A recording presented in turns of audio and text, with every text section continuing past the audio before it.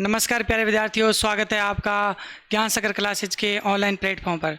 जैसा कि आप जानते हो, अपने राज्यपाल टॉपिक कर रहे थे, जिसमें से अपने लोगों ने राज्यपाल के आर्टिकल भी देख लिए थे, कुछ मोस्ट आर्टिकल भी देख लिए थे। और आज अपने पार्ट 2 स्टार्ट करने जा रहे हैं और उसमें देखेंगे राज्यपाल की शक्तियाँ, कि राज्यपाल को शक्तियाँ क्या क्या दी गई है। जैसे कार्यपालिका शक्तियाँ होती है, इसके अंदर इसमें भी कुछ आर्टिकल आते हैं कि राज्यपाल को कार्यपालिका से संबंधित कौन कौन सी शक्तियाँ मिली हुई हैं। और विधायी शक्तियाँ भी आती है, न्यायिक शक्तियाँ भी आती है कि न्याय के क्षेत्र में राज्यपाल को किस किस आर्टिकल के तहत कौन कौन सी शक्तियाँ दी गई हैं। और जैसे वित्तीय शक्तियाँ, पैसों के मामले में कौन कौन सी शक्तियाँ राज्यपाल को किस किस आर्टिकल के तहत दी गई हैं। और स्वविवेकीय मतलब अपने विवेक से काम कर सकता है, किसी के अंडर में नहीं रहता, वो अपने विवेक से किस किस आर्टिकल के तहत और कौन कौन सी शक्तियाँ दी गई हैं, इसका अपने अध्ययन करेंगे। तो आज अपने देखते हैं राज्यपाल की शक्तियाँ। आज अपने दोस्तों देखते हैं राज्यपाल की शक्तियाँ।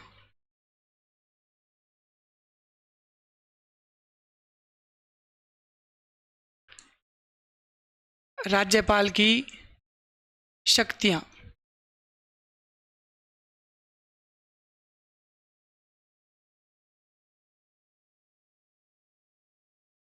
राज्यपाल की शक्तियाँ, तो पहली शक्ति मैं स्टार्ट करने जाऊंगा कि कार्यपालिका शक्तियाँ। कौन सी? फर्स्ट शक्ति देखेंगे अपने कार्यपालिका। कौन सी शक्ति दोस्तों? कार्यपालिका शक्ति। कार्यपालिकीय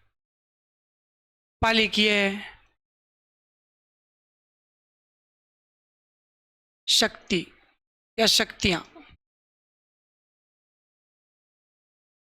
कार्यपालिकीय शक्तियाँ, इसमें अपने देखेंगे कि राज्यपाल को कार्यपालिका से संबंधित कौन कौन सी शक्तियाँ मिली हुई हैं। तो इसमें पहला आर्टिकल आता है आर्टिकल 154, आर्टिकल 154, जो अपने राज्यपाल में भी पीछे पढ़ के आए हैं। इसमें अनुच्छेद 154 में ये कहा गया है कि राज्य की समस्त कार्यपालिका शक्तियाँ किस में निहित होंगी? राज्यपाल में निहित होंगी। ये मैंने बताया था आपको, ठीक है। और अनुच्छेद 154 में और क्या है कि राज्यपाल राज्य की कार्यपालिका के क्या होंगे? प्रमुख होंगे। क्या होंगे? प्रमुख होंगे।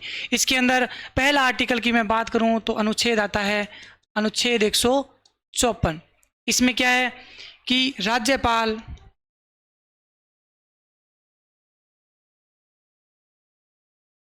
समस्त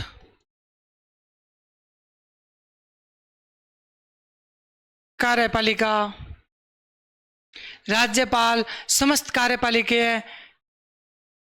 या कार्यपालिका के प्रमुख होते हैं। ठीक है दोस्तों, राज्यपाल समस्त कार्यपालिका के क्या होते हैं? प्रमुख होते हैं। ठीक है, नेक्स्ट आर्टिकल अपने देखते हैं आर्टिकल 166। आर्टिकल 166 के अंदर ये कहा गया है कि राज्य के जो समस्त कार्यपालिका काम है, जो समस्त कार्यपालिका से संबंधित काम होते हैं, अपने को पता है कि कार्यपालिका के अंदर कौन कौन आते हैं। एक तो राज्यपाल आता है, एक उस राज्य का सीएम आता है, और एक महाधिवक्ता आता है, और एक उस राज्य की मंत्री परिषद आती है। ठीक है दोस्तों, तो अपने अनुच्छेद 166 देखेंगे तो उसमें क्या है, राज्य के समस्त कार्यपालिका जो कार्य होंगे, कार्यपालिका से संबंधित जो भी काम होते हैं, वो किसके नाम से होते हैं? राज्यपाल के नाम से होते हैं। तो सरकर्ता कौन है? इसको कौन करता है? सीएम करता है। ठीक है, किसके नाम से होंगे? राज्यपाल के नाम से। और करेगा कौन? सीएम करेगा, मुख्यमंत्री। ठीक है ना। तो अनुच्छेद 166, नेक्स्ट आर्टिकल दोस्तों, आर्टिकल 166। इसमें क्या है? राज्य के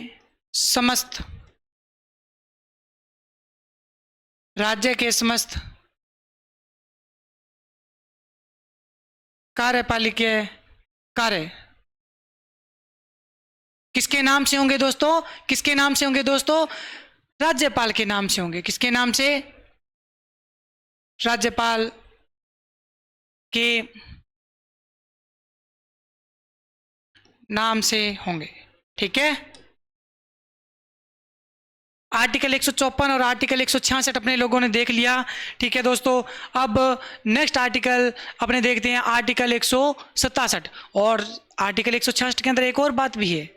आर्टिकल 167 देखने से पहले एक और भी बात है इसके अंदर, कि क्या है कि राज्यपाल के नाम से कार्य तो होंगे, ठीक है, उन कार्यों संबंधी नियम कौन बनाएगा? कौन बनाता है? नियम बनाता है कौन? राज्यपाल बनाता है। और उन जो विभाग होते हैं, उन नियम से संबंधित जो विभाग होते हैं, उन विभागों का बंटवारा कौन करता है? तो सर कौन करता है? कौन करता है दोस्तों? मुख्यमंत्री करता है। कौन करता है? मुख्यमंत्री करता है उस राज्य का। ठीक है, इसमें अनुच्छेद 166 के अंदर एक और बात देखेंगे कि राज्यपाल कार्य आवंटन संबंधी, मतलब कार्य आवंटन यानी बांटने संबंधी नियम बनाते हैं। इसमें एक और देखेंगे, राज्यपाल कार्य आवंटन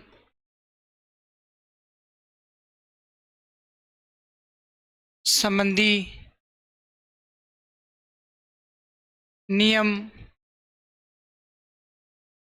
बनाते हैं। ठीक है दोस्तों, राज्यपाल कार्य आवंटन संबंधी नियम बनाते हैं और उन कार्यों का आवंटन कौन करता है?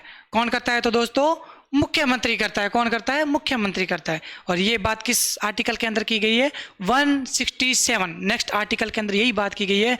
उन कार्यों का आवंटन कौन करेगा? उन कार्यों को बांटेगा कौन? तो कौन बांटेगा? उस राज्य का मुख्यमंत्री बांटेगा दोस्तों। ठीक है, हाँ ब्लैक सेट ध्यान दे, इधर उधर मत ध्यान दे, इधर आर्टिकल की तरफ ध्यान दे ताकि तेरा करियर बन जाएगा। ठीक है ना, इधर ध्यान दे, इधर। हाँ तेरे को बोल रहा हूँ, तेरे को मैं, हाँ व्हाइट सेट और ब्लैक सेट तेरे को बोल रहा हूँ। हाँ नेक्स्ट आर्टिकल कौन सा देखेंगे? नेक्स्ट आर्टिकल देखते हैं दोस्तों अपने आर्टिकल 167। इसके अंदर अनुच्छेद 167 के अंदर क्या कहा गया है कि अपने जो मुख्यमंत्री होते हैं, उस राज्य के मुख्यमंत्री होते हैं, उनका भी कुछ कर्तव्य बनता है। हाँ तो क्या कर्तव्य बनता है? उनका कर्तव्य ये बनता है कि वो राज्यपाल को भी कुछ सूचनाएं दे, कोई कुछ सूचनाएं दे, कि मुख्यमंत्री का भी ये कर्तव्य बनता है कि राज्यपाल को भी ये सूचना दे। अब क्या क्या सूचनाएं दे? देखिए, पहली सूचना होती है शासन प्रशासन संबंधी। कौन सी सूचना? शासन प्रशासन संबंधी सूचना। मतलब शासन कैसा चल रहा है, मतलब दोस्तों शासन कैसा चल रहा है, उस राज्य का शासन कैसा चल रहा है, प्रशासन व्यवस्था कैसी चल रही है, उससे संबंधित जो भी सूचना होगी वो उस राज्य का मुख्यमंत्री किसको देगा? किसको देगा दोस्तों? उस राज्य के राज्यपाल को देगा। ठीक है, हाँ तो दूसरी बात इसके अंदर ये है कि विधि निर्माण संबंधी। विधि किसको बोलते हैं दोस्तों? विधि कानून को बोलते हैं। किसको? कानून को बोलते हैं।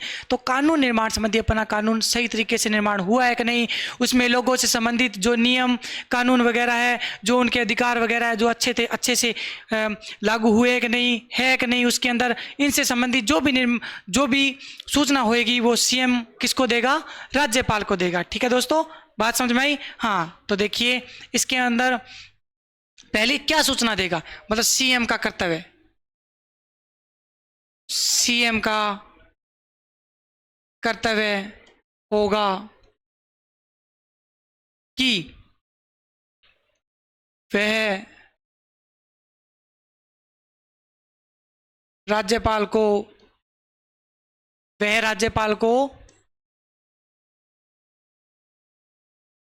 निम्न सूचनाएं दे। क्या क्या? देखिए क्या क्या पहले मैंने बताया जैसे कि आपको कि शासन प्रशासन संबंधी सूचना देगा। ठीक है, पहले क्या? शासन प्रशासन संबंधी जो भी सूचना होगी वो सीएम किसको देगा? राज्यपाल को देगा। दूसरी, विधि निर्माण संबंधी। कौन सी सूचना? विधि निर्माण संबंधी सूचना। एक तो शासन प्रशासन संबंधी सूचना देगा, और क्या देगा दोस्तों? विधि निर्माण संबंधी सूचना भी देगा। कौन? सीएम। ये सीएम का कर्तव्य होता है। क्या होता है दोस्तों? ये सीएम का, उस राज्य के सीएम का कर्तव्य होता है कि राज्यपाल को ये सूचना दे। और क्या दे सकता है? और देखिए, कुछ भी मतलब कोई ऐसा विषय हो, मतलब और इसका कार्य क्या होता है कि कुछ ऐसा विषय हो कि जैसे कि मान के चलिए आप राज्यपाल विषय की चर्चा, मतलब राज्यपाल है ना, अपने विषय की चर्चा, जैसे उसने कुछ सूचना दे दी, विधि निर्माण संबंधी सूचना दे दी। ठीक है, ठीक है, तो राज्यपाल उसको उस विषय के संबंध में जो उसने सूचना दी है, उस विषय के संबंध में वापिस मंत्री परिषद में सलाह के लिए, मंत्री परिषद में सलाह के लिए किसको सौंप सकता है? उस राज्य के मुख्यमंत्री को वापिस सौंप सकता है। ठीक है, समझ में आया। जैसे विधि निर्माण संबंधी सूचना दी राज्यपाल को, तो राज्यपाल को कुछ अच्छा नहीं लगा उसके अंदर कुछ कानून वगैरह विधि से संबंधित, तो उसको मंत्री परिषद में सलाह के लिए कि मंत्री परिषद में इस पर फिर से सलाह की जाए, तो किसको सौंप सकता है, वो मुख्यमंत्री को वापिस सौंप सकता है। ठीक है ना। तो 3 नंबर क्या है, राज्यपाल राज्यपाल उस विषय की, राज्यपाल क्या है, जो विषय की चर्चा, जो विषय उसने दिया है, राज्यपाल विषय की, जो राज्यपाल विषय की चर्चा चर्चा करवाने के लिए, अगर उसको अच्छा नहीं लगा चर्चा करवाने के लिए, चर्चा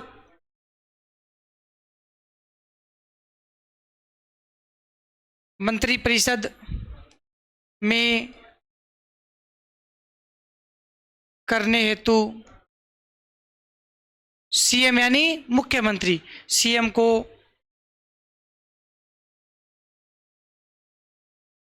सौंप सकता है। ठीक है, ये बात याद रखना कि उस विषय की चर्चा के लिए वापिस सीएम को भी सौंप सकता है कि मंत्रिपरिषद में फिर से चर्चा की जाए। ठीक है, अब देखते हैं इसी के अंदर देखेंगे आर्टिकल 167 के अंदर कि राज्यपाल किस किस की नियुक्तियां करते हैं। जैसे देखिए, अपने को पता है मुख्यमंत्री की नियुक्ति करता है राज्यपाल, ये भी पता है। ठीक है, मुख्यमंत्री की सलाह पे किसकी नियुक्ति करेंगे, अन्य मंत्रियों की नियुक्ति करेंगे। ठीक है सर, ये भी पता है हमको। और किसकी नियुक्ति करते हैं राज्यपाल, महाधिवक्ता की नियुक्ति करते हैं। किसकी, महाधिवक्ता की, जो आर्टिकल 165 के अंदर है, जो अपने आगे महाधिवक्ता जब टॉपिक पढ़ाऊंगा उसके अंदर मैं आपको बता दूंगा। ठीक है दोस्तों।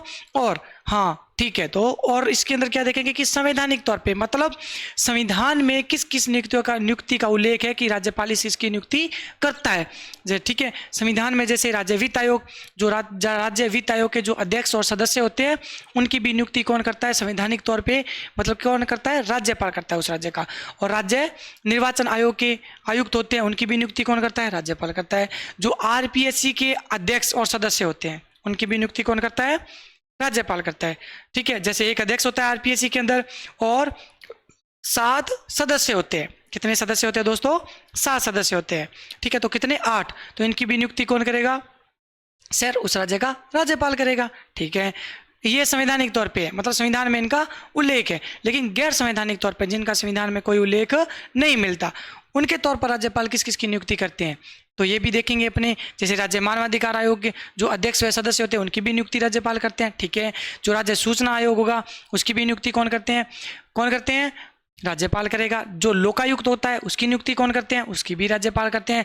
जो विश्वविद्यालयों के जो कुलाधिपति या कुलपतियों की नियुक्ति भी कौन करते हैं, सर कौन करते हैं, तो उस राज्य के राज्यपाल करते हैं, गैर संवैधानिक तौर पर। ठीक है, अब देखते हैं नेक्स्ट, देखते हैं इसी के अंदर छठा पॉइंट,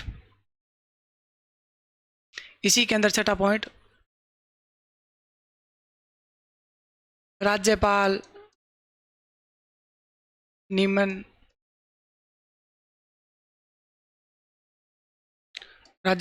नियुक्तियां करते हैं। ठीक है, राज्यपाल नियमन नियुक्तियां करते हैं। अपने को किस किस की करते हैं, जैसे मुख्यमंत्री, मतलब साधारण तौर पर किस किस की करते हैं, मुख्यमंत्री, अन्य मंत्री और महाधिवक्ता। याद रखना किसकी, सीएम प्लस महाधिवक्ता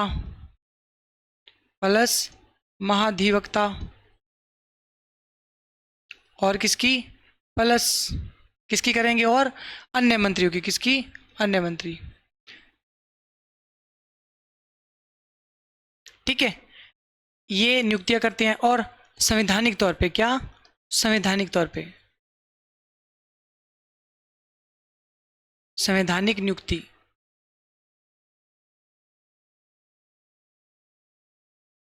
मतलब संवैधानिक तौर पे राज्यपाल किस किस की नियुक्ति करते हैं। संवैधानिक तौर पर राज्यपाल किस किस की नियुक्ति दोस्तों करते हैं, जैसे कि मैंने बताया राज्य वित्त आयोग, राज्य निर्वाचन आयुक्त। ठीक है, राज्य वित्त आयोग के अध्यक्ष व सदस्य, राज्य निर्वाचन आयुक्त और आरपीएससी। ठीक है, इसमें देखते हैं राज्य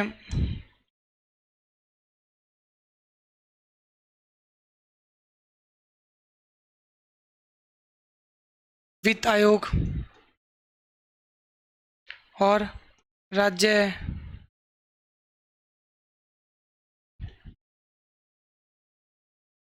निर्वाचन आयुक्त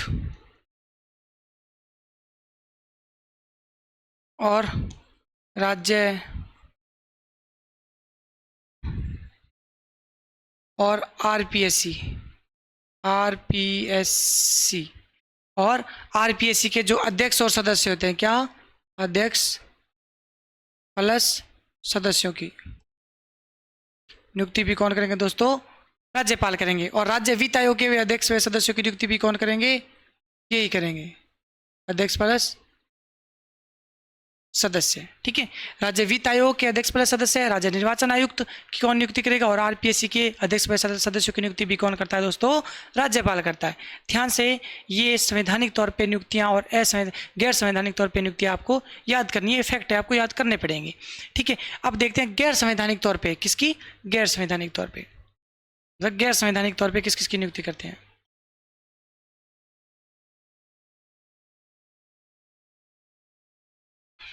गैर संवैधानिक नियुक्तियां,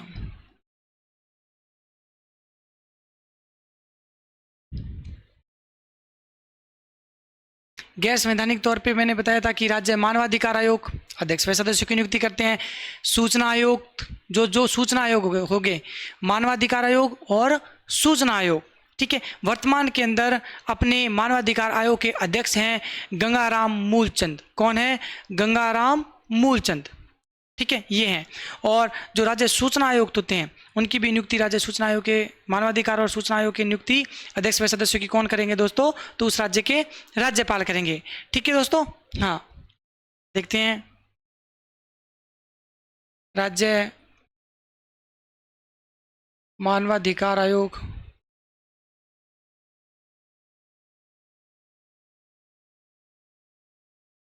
अध्यक्ष व सदस्य, ए प्लस से लिख रहा हूँ। ठीक है, अध्यक्ष प्लस सदस्यों की नियुक्ति भी राज्य मानवाधिकार आयोग के अध्यक्ष व सदस्यों की नियुक्ति, और राज्य सूचना आयुक्त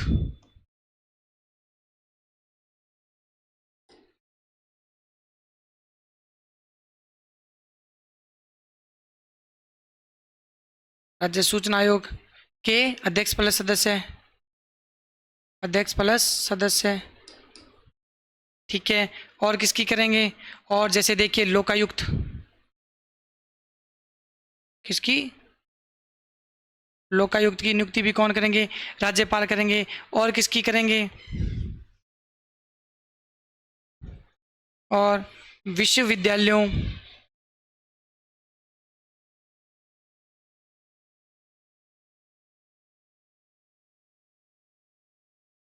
विश्वविद्यालयों के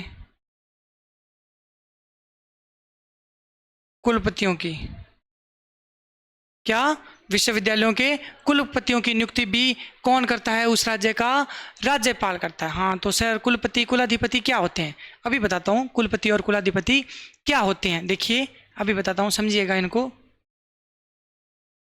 ये दोस्तों क्या होता है, कुलपति और कुलाधिपति, जैसे अपने को पता है एक +2 के स्कूल तक, 8वीं तक स्कूल तक एक हेडमास्टर होता है, उधर प्रिंसिपल होता है। ठीक है, वैसे ही कुलपति और कुलाधिपति क्या होते हैं, ये एक पद होता है, ये एक अनुष्ठांगिक पद होता है। कुलपति और कुलाधिपति का क्या होता है, एक अनुष्ठांगिक पद होता है, सर्वोच्च पद होता है। उनकी नियुक्ति कौन करता है, उस राज्य का राज्यपाल करता है। ठीक है, जैसे मैं और भी डीप में जाने की बात करूं तो इनको जो कुलाधिपति होते हैं इनको इंग्लिश के अंदर बोलते हैं चांसलर, और कुलपति को क्या बोलते हैं, वॉइस चांसलर। जैसे राष्ट्रपति और उपराष्ट्रपति, प्रेसिडेंट और वॉइस प्रेसिडेंट, वैसे ही वो जो कुलाधिपति होते हैं वो तो होते हैं सर्वोच्च केंद्र के अंदर होते हैं, और जो कुलपति होते हैं वो किसके अंदर होते हैं, राज्य के अंदर होते हैं। ठीक है, अब देखते हैं, जैसे मैं बात करूं कुलाधिपति, क्या, कुलाधिपति, इसको बोलते हैं चांसलर, क्या बोलते हैं, चांसलर। और एक क्या होता है, कुलपति, कुलपति, इसको क्या बोलते हैं, वॉइस चांसलर। एक बात याद रखना कि जो सभी कुलपति होंगे, क्या, सभी कुलपति, इनकी नियुक्ति कौन करेगा, राज्यपाल करेगा। कौन करेगा, राज्यपाल करेगा। सभी कुलपति होंगे उनकी नियुक्ति कौन करेगा? उस राज्य का राज्यपाल करेगा। ठीक है। जो चांसलर होते हैं, जो अनुष्ठांगिक पद होता है कुलाधिपति का, इनके भी आगे 3 प्रकार होते हैं, इनके भी आगे 3 प्रकार होते हैं। ठीक है। जैसे देखिए, एक तो न्याय के संबंध में होगा, ठीक है, और एक सरकारी संस्थाओं से संबंधित होगा, ठीक है, और एक केंद्र से संबंधित होगा। ठीक है, एक केंद्र से संबंधित होगा। ठीक है, अपने को देखना है इन किसके भी आगे 3 प्रकार होते हैं। देखिए,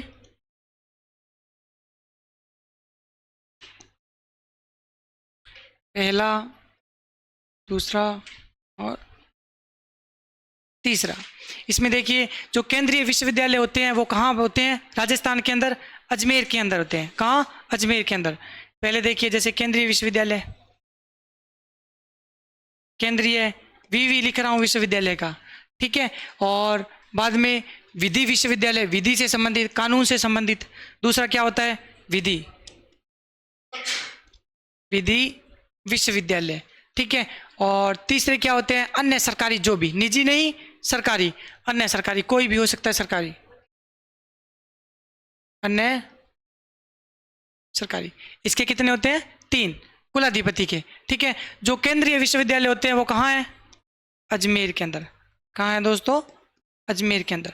जो विधि विश्वविद्यालय है वो कहाँ पर है? राजस्थान के अंदर। सबसे बड़ा कहाँ है? High court. और हाई कोर्ट कहाँ पे है?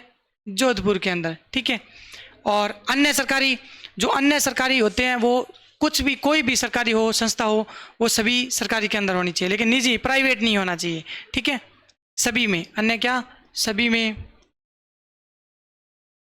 जो भी होएगा, कुलाधिपति कौन होंगे? सभी सरकारी संस्थाओं के अंदर कुलाधिपति कौन होंगे? राज्यपाल होंगे। कौन होंगे? उस राज्य के राज्यपाल होंगे। ठीक है, सभी सरकारी के अंदर। और अन्य जो केंद्रीय विश्वविद्यालय होते हैं इसके अंदर कौन होते हैं? अजमेर के अंदर है केंद्रीय विश्वविद्यालय, और इसके कुलाधिपति कौन होते हैं? राष्ट्रपति।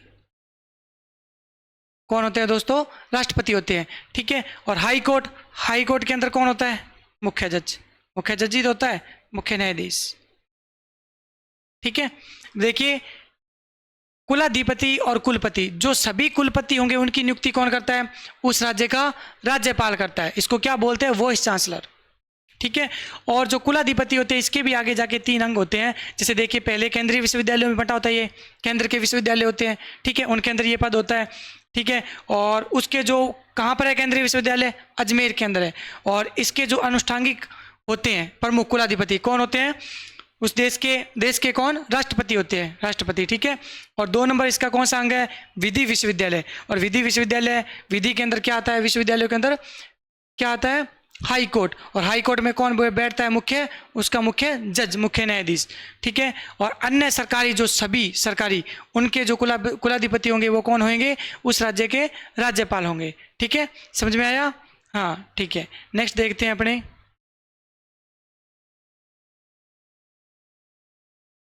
नेक्स्ट मैं आपको बताऊंगा कि राज्यपाल किन किन संस्थाओं के अध्यक्ष होते हैं। राज्यपाल किन किन संस्थाओं के अध्यक्ष होते हैं। ये बहुत ज़्यादा मोस्ट इंपॉर्टेंट टॉपिक रहने वाला है, ध्यान से देखना।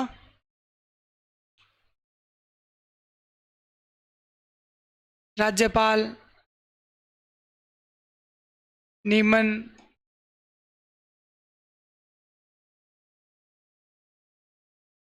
संस्थाओं के अध्यक्ष। किन किन संस्थाओं के राज्यपाल अध्यक्ष होते हैं? ठीक है। एक तो होते हैं कि वो पश्चिमी क्षेत्र, पश्चिमी क्षेत्र सांस्कृतिक केंद्र, जो कहाँ पड़ता है? उदयपुर के अंदर। उसके अध्यक्ष कौन होते हैं? राज्यपाल होते हैं। ठीक है। पहला, पश्चिमी क्षेत्र सांस्कृतिक केंद्र, सांस्कृतिक केंद्र जो कहाँ है? उदयपुर के अंदर। कहाँ है दोस्तों? उदयपुर के अंदर। इसके अध्यक्ष कौन होते हैं?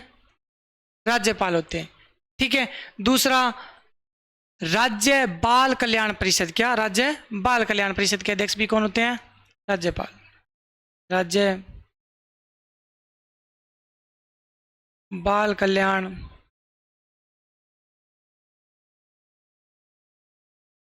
परिषद के अध्यक्ष भी कौन होते हैं? राज्यपाल होते हैं। और स्काउट एवं गाइड के संरक्षक या अध्यक्ष कौन होते हैं? स्काउट समझते हो? छोटे बच्चों के लिए आपने देखा होगा कि कॉलेजों के अंदर वो स्काउट वगैरह होते हैं ना, है ना। बच्चों के लिए एक संस्था होती है, ये छोटे बच्चों को आगे बढ़ने के लिए एक संस्था होती है, उसके अध्यक्ष कौन होते हैं? उस राज्य के राज्यपाल होते हैं।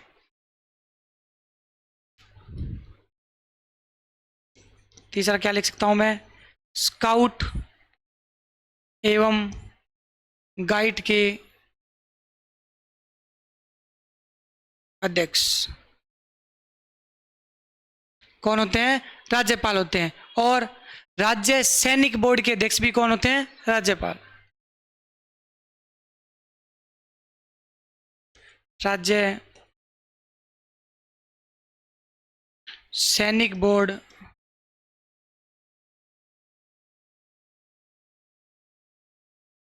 के अध्यक्ष, ठीक है। और भी लिख सकते हैं अपने लोग। तो क्या जो पूर्व सैनिक, जो जिन सैनिकों को रिटायर हो चुके हैं, ठीक है, जिन्होंने अपना कार्यकाल पूर्ण कर लिया है, ठीक है, उनको एक फंड देने के लिए एक फंड समिति होती है, ठीक है, अमलगमेटेड फंड समिति, उसके भी अध्यक्ष कौन होते हैं? उस राज्य के राज्यपाल होते हैं, ठीक है। पूर्व सैनिकों के जो पूर्व सैनिक होते हैं उनको जो फंड दिया जाता है, उनको उनके लिए एक समिति बनाई जाती है, अमलगमेटेड फंड समिति, उसके भी अध्यक्ष कौन होते हैं? उस राज्य के राज्यपाल।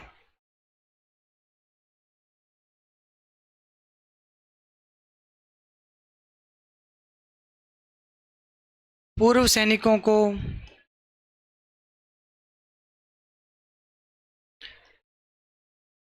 लाभ प्रदान करने के लिए समिति कौन सी?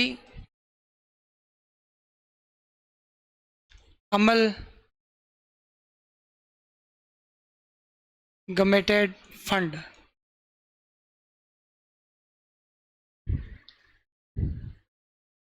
के अध्यक्ष कौन होते हैं? उस राज्य के राज्यपाल, ठीक है। ये आप लोग याद कर लेना कि किस किस के राज्यपाल अध्यक्ष होते हैं और किस किस के राज्यपाल अध्यक्ष नहीं होते हैं, ठीक है। अपने नेक्स्ट देखते हैं, नेक्स्ट देखेंगे अपने नेक्स्ट शक्तियां देखेंगे। इसके अंदर आर्टिकल 3 ही थे, अनुच्छेद 154, अनुच्छेद 166, अनुच्छेद 167, उसके अंदर अपने बातें देख ली, ठीक है। नेक्स्ट शक्ति देखेंगे विधायी शक्तियां, कि विधि से संबंधित राज्यपाल को कौन कौन सी शक्तियां प्राप्त है। नेक्स्ट शक्तियां देखेंगे अपने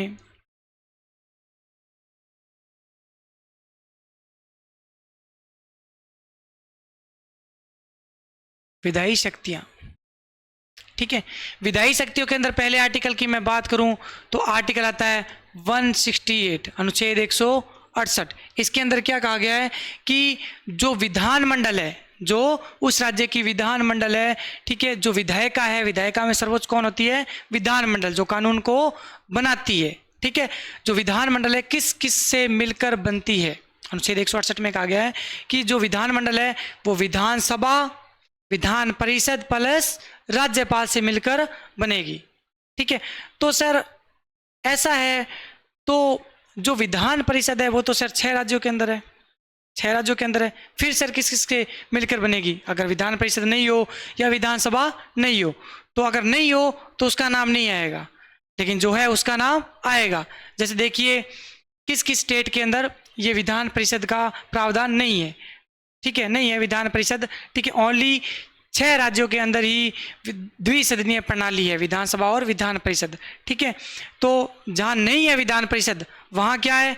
विधानसभा प्लस राज्यपाल से मिलकर क्या बनेगी? विधानमंडल। ये किस में कहा गया? आर्टिकल 168 के अंदर, ठीक है। देखिए जो विधानमंडल है वो किस किस से मिलकर बनेगी? एक तो विधानसभा प्लस विधान परिषद प्लस राज्यपाल, ठीक है। और जहां विधान परिषद नहीं है, याद लगा के लिख रहा हूं, जहां विधान परिषद नहीं है वहां विधानसभा प्लस राज्यपाल, ठीक है, विधानसभा प्लस राज्यपाल। नेक्स्ट आर्टिकल देखते हैं, आर्टिकल 171 अनुच्छेद 171 इसमें क्या कहा गया है कि राज्यपाल विधान परिषद में 1/6 सदस्य मनोनीत करते हैं। 1/6 सदस्य मनोनीत कर सकते हैं, निर्वाचित नहीं होते इसके अंदर, 1/6 सदस्य मनोनीत करते हैं। ठीक है, जो कौन होंगे 1/6 सदस्य कौन होंगे सर? हर किसी को ले लेंगे क्या? नहीं, हर किसी को नहीं लेते, वो एक विशेष वर्ग के होते हैं, विशेष वर्ग के होते हैं। जैसे साहित्य से संबंधित हो, विज्ञान से संबंधित हो, विज्ञान के क्षेत्र में कुछ उपलब्धि प्राप्त की हो उसकी, ठीक है, साहित्य कुछ बुक वगैरह ऐसे लिखते हैं ना वैज्ञानिक वगैरह, मतलब वो कवि वगैरह, ठीक है, उनसे संबंधित हो, कुछ अच्छी उपलब्धि प्राप्त की हो, ठीक है, साहित्य विज्ञान कला से संबंधित हो, ठीक है, सहकारी आंदोलन मतलब कोई सहकारी आंदोलन हो उससे संबंधित कोई हो, ठीक है, और समाज सेवा, जो बंदा समाज सेवा करता हो, ठीक है, अग्रणी नाम हो उसका, उनको राज्यपाल उनसे 1/6 सदस्य मनोनीत करता है विधान परिषद के अंदर। ठीक है, नेक्स्ट अनुच्छेद देखते हैं आर्टिकल विधायी शक्तियों के अंदर। नेक्स्ट आर्टिकल 171 इसके अंदर क्या है? राज्यपाल विधान परिषद में 1/6 सदस्य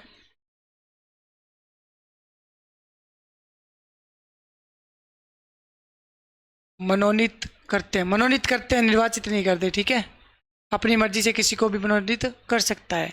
ठीक है, जो कौन कौन होंगे? साहित्य विज्ञान कला सहकारी आंदोलन और समाज सेवा। क्रम याद रखना, साहित्य विज्ञान कला सहकारी आंदोलन और समाज सेवा। और क्या होगा? वह समाज सेवा, समाज सेवा से संबंधित हो। इनके 1/6 सदस्य विधान परिषद के अंदर राज्यपाल मनोनीत करते हैं। ठीक है, नेक्स्ट अनुच्छेद देखते हैं, अनुच्छेद 333।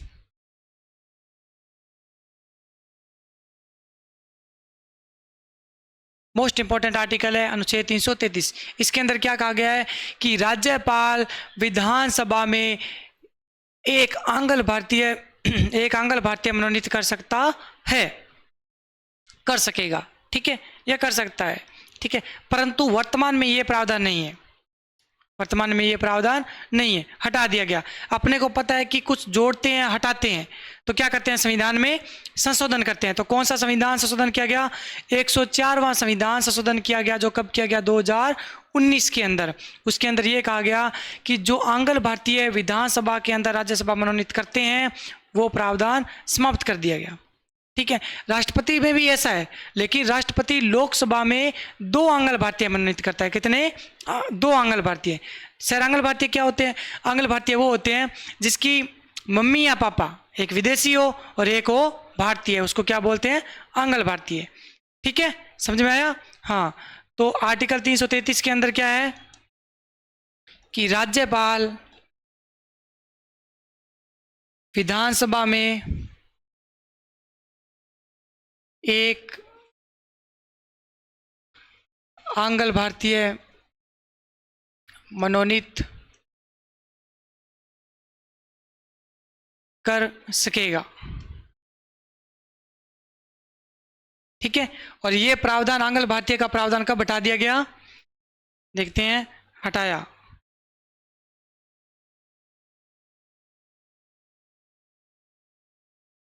104वां संविधान संशोधन हुआ था, जो कब हुआ था? 2019 को। इसमें क्या किया गया? जो आंग्ल भारतीय का प्रावधान है वो हटा दिया गया, आंग्ल भारतीय का प्रावधान समाप्त। ठीक है, ये याद कर लेना, बहुत ज़्यादा मोस्ट इंपॉर्टेंट है आर्टिकल 333। ठीक है, नेक्स्ट देखते हैं अपने नेक्स्ट अनुच्छेद की बात करूं मैं तो आर्टिकल 174। अनुच्छेद 174 में क्या है कि राज्यपाल विधानमंडल के सत्र को आहूत कर सकता है, यानी बुला सकता है विधानमंडल के सत्र को। सत्र कितने होते हैं? 3 होते हैं। विधानमंडल के सत्र को बुला सकता है और उसको समाप्त भी कर सकता है। ये राज्यपाल को विधायी शक्ति प्राप्त है अनुच्छेद 174 के तहत। ठीक है, तो देखते हैं नेक्स्ट अनुच्छेद 174। इसमें क्या है, राज्यपाल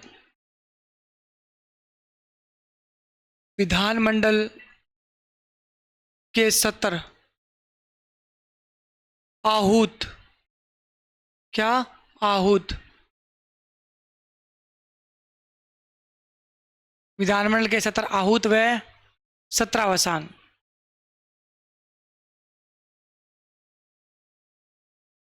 आहूत व सत्रावसान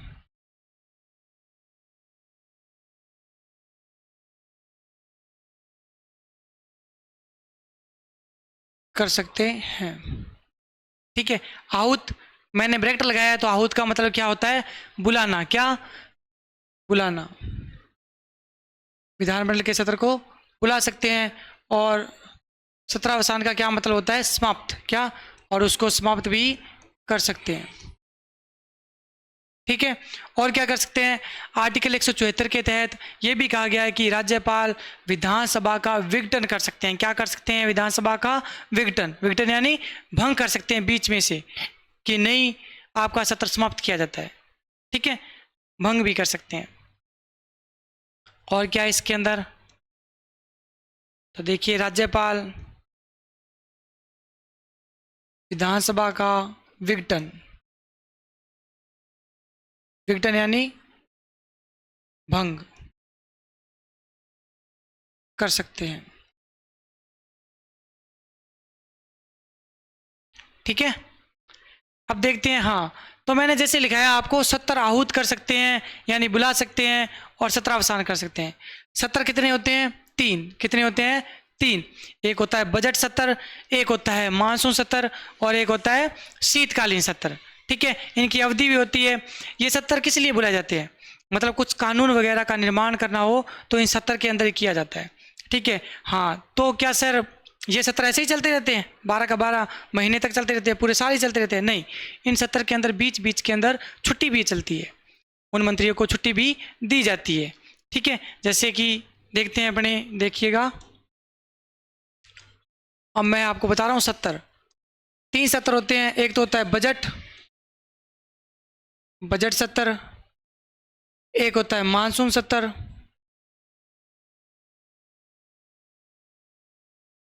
और एक होता है शीतकालीन सत्र। ठीक है, जो बजट सत्र होता है वो फरवरी से मई तक चलता है। कब से कब तक, फरवरी से मई तक चलता है। ठीक है, देखिए फिर जो मानसून सत्र होता है वो जुलाई से सितंबर तक चलता है। कब से कब तक, जुलाई से सितंबर तक चलता है। जो शीतकालीन सत्र होता है वो नवंबर से दिसंबर तक चलता है। ठीक है, अब देखिए जनवरी में नहीं स्टार्ट हुआ ना, ये कब से स्टार्ट हुआ है, फरवरी के अंदर। तो जनवरी में क्या छुट्टी आ गई ना, 1 महीने की, हाँ छुट्टी मिल गई। ये देखिए फरवरी मार्च अप्रैल मई, कितने कितने महीने हुए, 4 महीने। जो पहला सत्र बैठेगा कितने माह तक बैठेगा, 4 माह। ठीक है, फिर देखिए मई के बाद जून, जून में फिर छुट्टी आ गई, 1 महीने की छुट्टी पड़ गई ना इसको। ठीक है, फिर जुलाई अगस्त सितंबर, इसकी अवधि कितनी होती है, 3 माह की। कितनी, 3 माह की, 3 माह ये बैठेगा दूसरा सत्र। ठीक है, उसी साल के अंदर तीसरा सत्र देखिए, ये देखिए सितंबर, अक्टूबर में फिर से छुट्टी पड़ गई, फिर कौन सा महीना स्टार्ट हो रहा है, नवंबर, नवंबर दिसंबर। जो तीसरा सत्र होगा वो उसकी अवधि कितनी होगी, 2 माह। कितनी, 2 माह। तो इन सत्र के अंदर ही क्या किया जाता है, जो कानून का निर्माण किया जाता है इन सत्रों के अंदर ही विधानमंडल करती है। ठीक है, ये होते हैं सत्र, 3 सत्र। ठीक है, अब देखिए उसको, उन सत्र को विघटन, समाप्त, ठीक है, और उनको बुलाना, भंग करना कौन करता है, ये सब कुछ राज्यपाल करता है। ठीक है, तो विधानसभा को स्थगित कौन करता है, जैसे विधानसभा को स्थगित करता है, स्थगित यानी रोकना, बीच में रोकना। ये भी देखिए, ये भी नोट लगा के लिखना, नोट लगा के देखना, इसमें जो विधानसभा को स्थगित, क्या, जो विधानसभा को स्थगित, विधानसभा को स्थगित।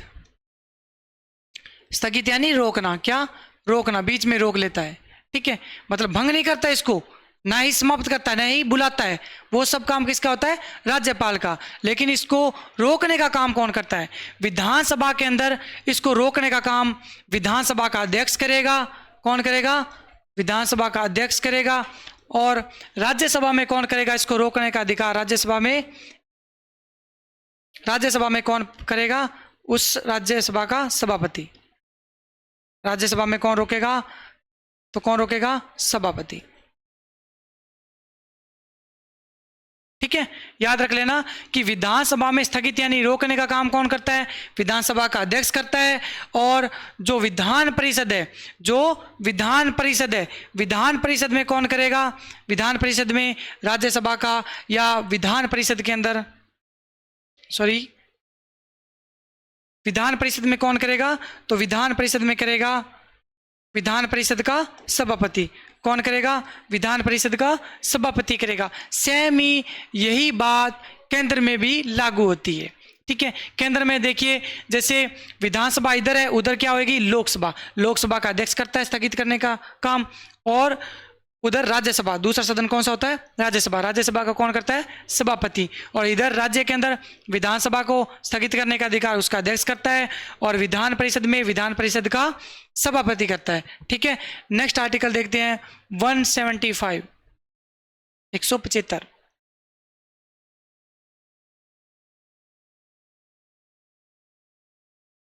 नेक्स्ट अनुच्छेद 175। 175 में यह कहा गया है कि अगर जैसे मान के चलिए कोई विधेयक लंबित पड़ा है किसी भी सदन के अंदर, तो राज्यपाल संदेश भेज सकते हैं। राज्यपाल क्या भेज सकते हैं, संदेश भेज सकते हैं कि आपको जो भी प्रतिक्रिया देनी है वो जल्दी से दीजिए। इसमें क्या होता है, देखिए अपने को पता है कानून कैसे बनता है, जो विधानमंडल होती है, विधानमंडल के कितने अंग होते हैं, 2, विधानसभा प्लस विधान परिषद, ठीक है। आखिरी तौर पर, अंतिम तौर पर किसके पास जाता है, ये राज्यपाल के पास जाता है। किसके पास जाता है, राज्यपाल के पास जाता है। राज्यपाल ने हस्ताक्षर कर दिए तो वो कानून लागू हो जाएगा। जैसे मान के चलिए हुआ क्या, इधर विधानसभा, इधर क्या है, विधान परिषद। क्या है, विधान परिषद। विधानसभा ने कोई भी विधेयक है वो पास करके किसके पास भेज दिया, विधान परिषद के अंदर भेज दिया है, ठीक है। या विधान परिषद ने वो कानून या कुछ भी विधेयक है, वो बिल है, पास करके किसके पास भेज दिया, विधान सभा के पास भेज दिया। विधानसभा ने विधान परिषद के पास भेजा और विधान परिषद ने क्या किया, अपने पास रख लिया, कोई प्रतिक्रिया नहीं दी, नहीं हाँ में दी, नहीं ना में दी, ठीक है। अगर हाँ में देता तो राज्यपाल के पास चला जाता अंतिम तौर पर, लेकिन इसने कोई प्रतिक्रिया नहीं दी। या विधान परिषद के पास पहले गया कोई भी विधेयक बिल और उसने पास किया और बाद में किसके पास भेजेगा, वो दोनों की सहमति होनी चाहिए, तो विधानसभा के पास। विधानसभा ने क्या किया, अपने पास रख लिया, कोई प्रतिक्रिया नहीं दी, कोई भी प्रतिक्रिया, न हाँ की प्रतिक्रिया दी न ना की प्रतिक्रिया दी। तो इस मामले के अंदर राज्यपाल को विधायी शक्ति आर्टिकल 175 के तहत ये विधायी शक्ति प्राप्त है कि अगर कोई विधेयक किसी भी सदन के अंदर लंबित पड़ा है, मतलब कोई विधेयक पड़ा है, कोई प्रतिक्रिया नहीं दी जा रही हाँ या ना के अंदर, तो उन सदन के अंदर ये संदेश भिजवा सकता है कि आपको जो भी प्रतिक्रिया देनी है, चाहे हाँ में दीजिए चाहे ना में दीजिए, कुछ भी प्रतिक्रिया देनी है तो आप जल्दी से जल्दी उस विधेयक पर प्रतिक्रिया दीजिए। ये राज्यपाल का क्या होता है, अधिकार होता है। ये राज्यपाल का क्या होता है, अधिकार होता है। ये आरएस के अंदर पूछा गया था, ये राज्यपाल का क्या होता है, अधिकार। क्या होता है, अधिकार। ये दायित्व नहीं होता राज्यपाल का और कर्तव्य भी नहीं होता, ये क्या होता है, राज्यपाल का अधिकार होता है। क्या, राज्यपाल का ये अधिकार है कि सूचना भेज सकता है। और क्या, और देखिए राज्यपाल दोनों की, विधानमंडल के 2 सदन होते हैं, विधानसभा और विधान परिषद, विधानसभा और विधान परिषद। विधानसभा और विधान परिषद की समवेत बैठक यानी एक साथ बैठक बुला सकते हैं और उनके अंदर अभिभाषण दे सकते हैं, अपने विचार विमर्श प्रकट कर सकते हैं। और इसके अंदर क्या है, ये है कि दोनों की समवेत, दोनों कौन, विधानमंडल के दोनों सदन, दोनों की समवेत बैठक में अभिभाषण ठीक है, अभिभाषण भी राज्यपाल दे सकते हैं। आर्टिकल 175 के अंदर ये बातें थी। ठीक है, नेक्स्ट अनुच्छेद देखते हैं, अनुच्छेद 176।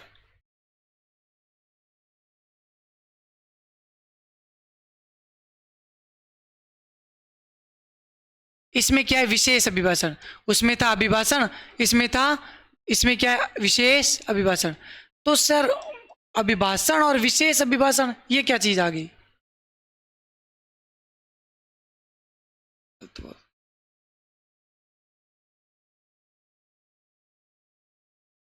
विशेष अभिभाषण, इसके लिए भी कुछ बातें हैं, उन बातों को ध्यान रखेंगे तो अपने को पता चल जाएगा ये अभिभाषण है और ये विशेष अभिभाषण है। ठीक है, अब देखिए विशेष अभिभाषण की भी कंडीशनें होती हैं।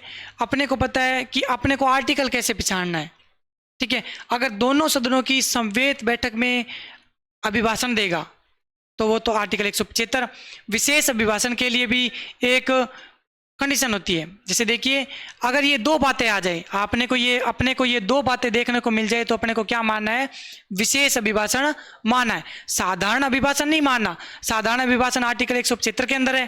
ठीक है, विशेष अभिभाषण का पता करने के लिए अपने को ये देखना पड़ेगा, पहली कंडीशन ये होगी, नई विधानसभा, जैसे ही नई विधानसभा गठित होती है तो उसकी नई विधानसभा की बैठक कौन करेगा, कौन करता है, बैठक में नई विधानसभा की जैसे ही प्रथम बैठक होती है उसमें जो भी अपना सलाह मशवरा पेश करता है राज्यपाल, उसको क्या माना जाएगा, विशेष अभिभाषण। और क्या, और दूसरी कंडीशन ये होनी चाहिए कि प्रत्येक वर्ष, अपने को पता है कि जितना भी कार्यकाल होता है इसका 4 वर्ष 5 वर्ष 6 वर्ष कितना भी कार्यकाल होएगा, तो उस कार्यकाल के दौरान, ठीक है, प्रत्येक वर्ष सत्र लगते हैं, 3-3 सत्र लगते हैं प्रत्येक साल। ठीक है, तो कितना भी कार्यकाल, जैसे 5 साल का कार्यकाल मान के चलिए आप। ठीक है, तो पांचों ही साल 3-3 सत्र लगेंगे कि नहीं? हाँ लगेंगे। ठीक है, तो इसमें पहला तो नई विधानसभा की बैठक के अंदर अगर राज्यपाल कुछ भी बोलता है तो उसको क्या माना जाएगा, विशेष अभिभाषण। आर्टिकल कौन सा, 176। दूसरा क्या, कि प्रत्येक वर्ष सत्र लगते हैं, प्रत्येक वर्ष की प्रथम सत्र कौन सा होता है, बजट सत्र होता है। कौन सा, बजट सत्र। प्रत्येक वर्ष की प्रथम सत्र की पहली बैठक के अंदर अगर राज्यपाल कुछ भी बोलता है तो उसको क्या माना जाएगा, विशेष अभिभाषण माना जाएगा। ठीक है, आर्टिकल 176 के अंदर दो कंडीशनें होती है, अगर ये दो कंडीशनें फॉलो हो जाए तो उसको क्या माना जाएगा, विशेष अभिभाषण। ठीक है,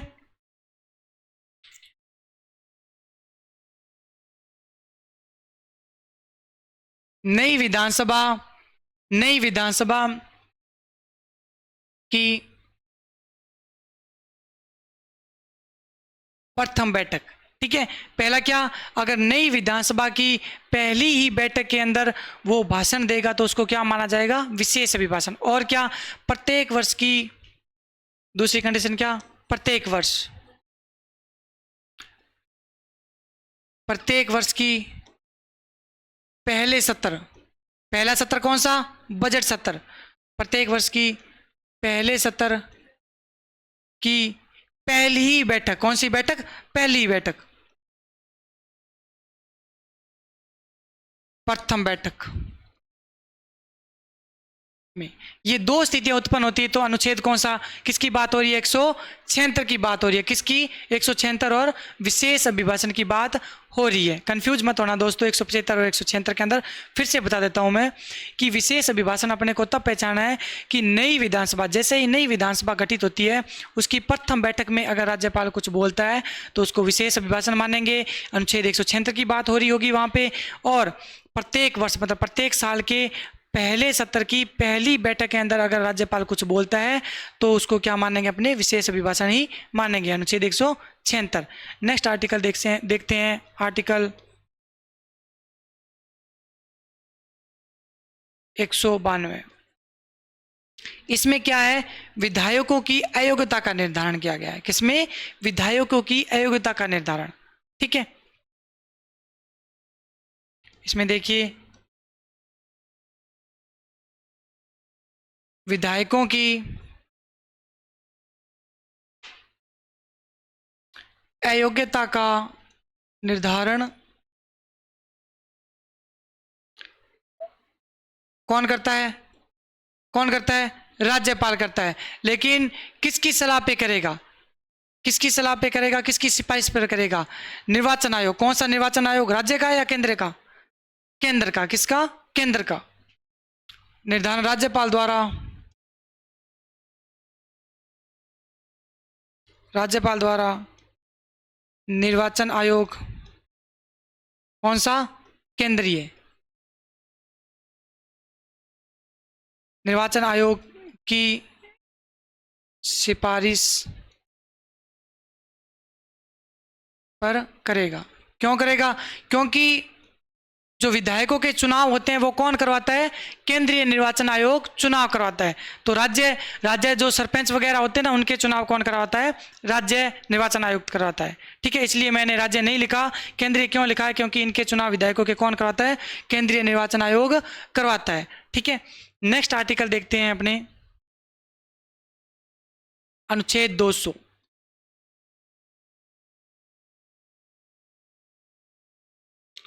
आर्टिकल 200। अब देखेंगे आर्टिकल 200, ध्यान से देखिएगा।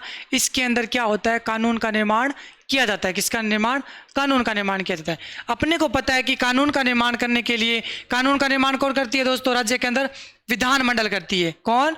विधानमंडल। और विधानमंडल में भी किस किस की सहमति होनी चाहिए? एक तो विधानसभा प्लस विधान परिषद की सहमति होनी चाहिए, और अंतिम तौर पर किसकी सहमति होनी चाहिए ताकि कानून पारित हो जाए, लागू हो जाए? किसकी? राज्यपाल की। किसकी? राज्यपाल की होनी चाहिए। ठीक है, जैसे देखिए विधानसभा ने कानून पास कर दिया, कोई विधेयक है, कोई विधेयक है, मान के चलिए कोई विधेयक है, किससे संबंधित कोई विधेयक है। ठीक है, राज्यपाल विधानसभा ने क्या किया? पास कर दिया। फिर किसके पास जाएगा? विधान परिषद के पास जाएगा। फिर किसके पास जाएगा? इसने भी क्या किया? पास कर दिया। दोनों ने पास कर दिया जो भी विधेयक है। अंतिम तौर पर किसके पास जाता है? राज्यपाल के पास जाता है। राज्यपाल के पास 3 कंडीशनें होती है। कितनी? 3 मेन देखिए क्या क्या होती है। राज्यपाल चाहे तो उस विधेयक को पास कर सकता है। क्या कर सकता है? पहली कंडीशन, राज्यपाल चाहे तो उस विधेयक को पास कर सकता है। चलो, जैसे भी विधानमंडल के दोनों सदनों में कानून बनाया है, मैं उसको क्या करता हूँ? पास करता हूँ। ठीक है, दूसरी कंडीशन क्या होती है कि राज्यपाल चाहे तो उसको मना भी कर सकता है। क्या कर सकता है? मना भी कर सकता है। और क्या कर सकता है? राज्यपाल चाहे तो उसको पुनर्विचार के लिए भी भेज सकता है। क्या? पुनर्विचार के लिए, कि इस पर फिर से विचार किया जाए। लेकिन एकमात्र ऐसा विधेयक होता है, धन विधेयक, जिसको राज्यपाल पुनर्विचार के लिए नहीं भेजता। क्यों नहीं भेजता सर? इसलिए नहीं भेजता पुनर्विचार के लिए क्योंकि वो धन विधेयक होता है। कौन सा? धन विधेयक को पुनर्विचार के लिए राज्यपाल कभी नहीं भेजता। ठीक है, क्यों नहीं भेजता?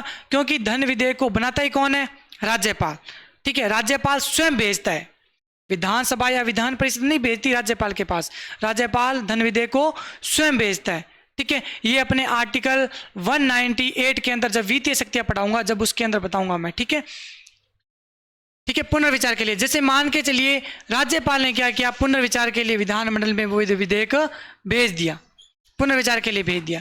ठीक है, अब विधानमंडल ने क्या किया कि विधानमंडल ने सोचा राज्यपाल ने भेजा है तो कुछ ना कुछ तो इसके अंदर होएगा।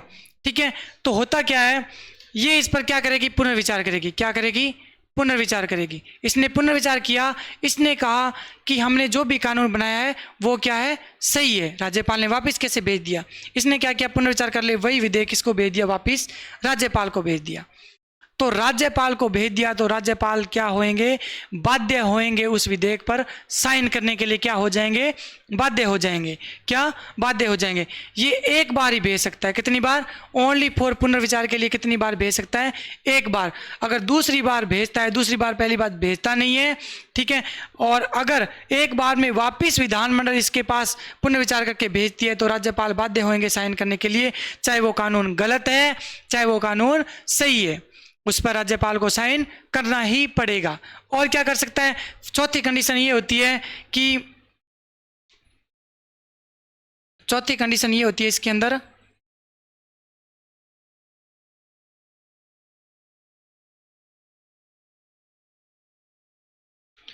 चौथी कंडीशन ये होती है कि राज्यपाल होता है वो राष्ट्रपति के विचारणार्थ भी रख सकता है। किसके विचारणार्थ?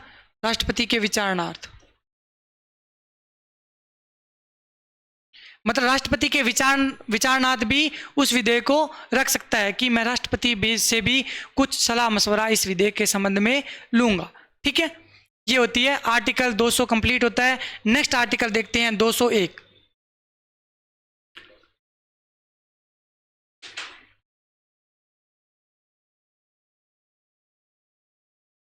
नेक्स्ट आर्टिकल 201, इसके अंदर क्या है? 201 के अंदर उसने उसके विचारनाथ रख लिया, उसने उसके विचारनाथ रख लिया, ठीक है, राष्ट्रपति के।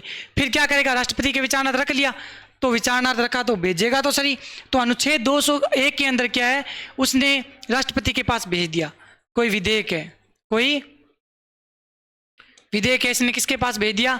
राष्ट्रपति के पास भेज दिया, उस देश के राष्ट्रपति के पास भेज दिया। तो राष्ट्रपति के पास भी यही कंडीशन होती है कि राष्ट्रपति चाहे तो उस विधेयक को पास कर सकता है, चाहे तो उसको मना भी कर सकता है, चाहे उसको पुनर्विचार के लिए भेज सकता है। राष्ट्रपति भी क्या कर सकता है? पुनर्विचार के लिए भेज सकता है। ठीक है, जैसे ही राष्ट्रपति ने उस विधेयक को क्या किया? पुनर्विचार के लिए भेज दिया।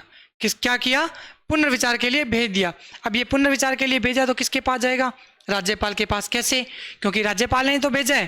ठीक है, ये पुनर्विचार के लिए भेज दिया किसके पास? राज्यपाल के पास।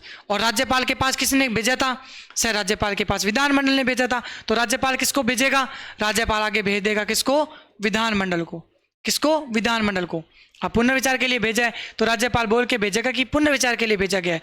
फिर वापस विधानमंडल ने पुनर्विचार करके किसके पास भेजेगी? पुनर्विचार करके किसके पास भेजेगी? राज्यपाल के पास। और राज्यपाल किसके पास भेज देगा?